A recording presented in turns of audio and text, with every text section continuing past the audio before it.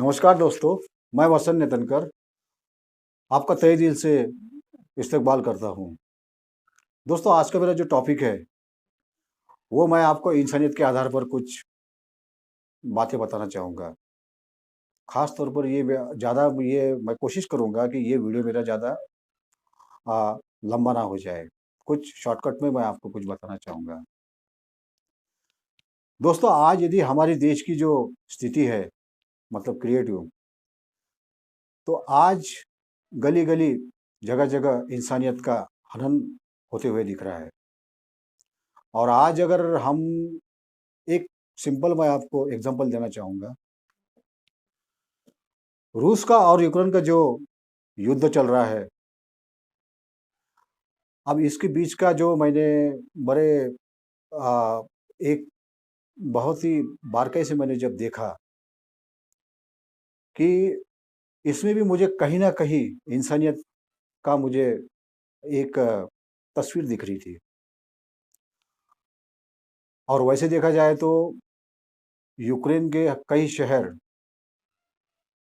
खंडर खंडर होते जाते हैं, खंडर होते हुए दिख रहे हैं। और उसके आसमान में धुएँ के गुब्बारे ही गुब्बारे नज़र आ रहे हैं। पूरी तरह यूक्रेन खंडहर के रूप में उसकी तब्दीली होती जा रही है और उसकी धरोहर समझे जाने वाली जो मूर्तियाँ हैं, वो तक शिफ्ट किया गया है। अब इसी बीच में मैंने एक एक थोड़ा मैंने एक जो पोलैंड का शहर है, वर्सोवा, इसके जो लोग रोज़मर्रा की ज़िंदगी में जो वहाँ से जो अपने पलायन कर रहे थे, जो मतलब वहाँ से भाग जा रहे थे। और गौरतलब है कि अब तक यूक्रेन से 30 लाख लोग निकल चुके हैं, जबकि खबरों के अनुसार। और वो उसी तरह वो अपना जो पोलैंड होते हुए अपने-अपने देश या कोई मतलब जो स्थानीय जो लोग हैं यूक्रेन के, ताकि ये पोलैंड जो है, ये यूक्रेन के बगल में ही इसका मतलब बॉर्डर है। तो जब लोग वहाँ पोलैंड वहाँ जब लोग एक साथ जब वहाँ का जो उनका जो पूरा का अंबार ही वहाँ पे दिख रहा था। तो वहाँ के गुरुद्वारे में उन लोगों को खाना खिलाया गया, उनको कंबल दिए गए और इतने -6 डिग्री सेल्सियस में भी उनका उदर निर्वाह किया गया। इससे यही विदित होता है कि आज भी इंसानियत ज़िंदा है।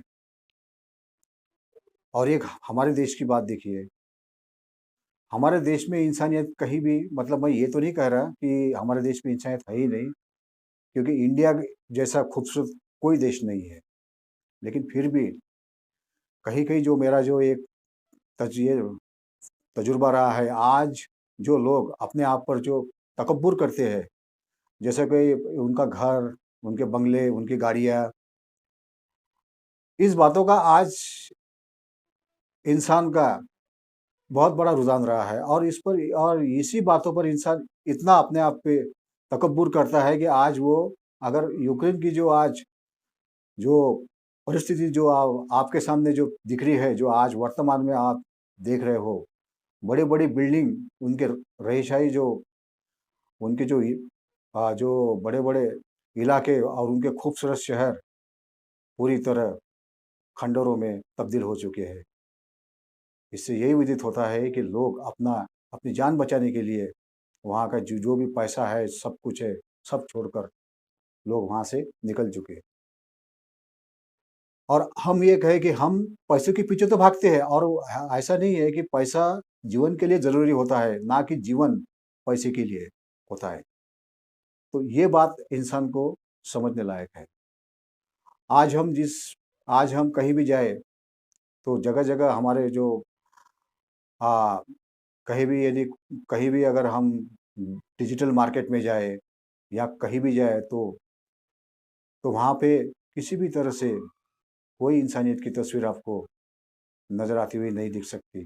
क्योंकि हर आप जब भी जाते हो डिजिटल बाज़ार में, तो वहाँ ऐसी कुछ तस्वीरें लगाई जाती है कि जिसकी वजह से आपके अंदर से वासना उत्तेजित हो, कि जबकि वो आपको ये कहते हैं कि आप वहाँ के उनकी जो पाश्चात्य जो संस्कृति है, उसके आधार पर आपको ब बहलाया जाता है।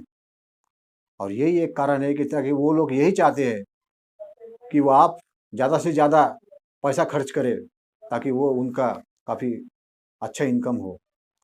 तो ये और इसी के बीच आज दिन-ब-दिन इंसानियत का हनन होते हुए दिख रहा है। लेकिन मैं आपसे इतने एक ही बात कहना चाहूँगा कि इसी के साथ लेकर थोड़ा भी अगर आप अपने आप पर रहम करते हो, तो आप एक सच्ची दिशा की ओर जाने की कोशिश कीजिए, और ख़ास तौर पर नौजवान के लिए।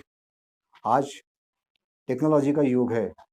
आज मोबाइल, कंप्यूटर ये तो आज आज हमारे जीवन का हिस्सा बन चुका है। लेकिन इसका मतलब ये नहीं कि आप पूरी तरह उसमें मतलब उसमें अपना जीवन को ही पूरा झोंक दें।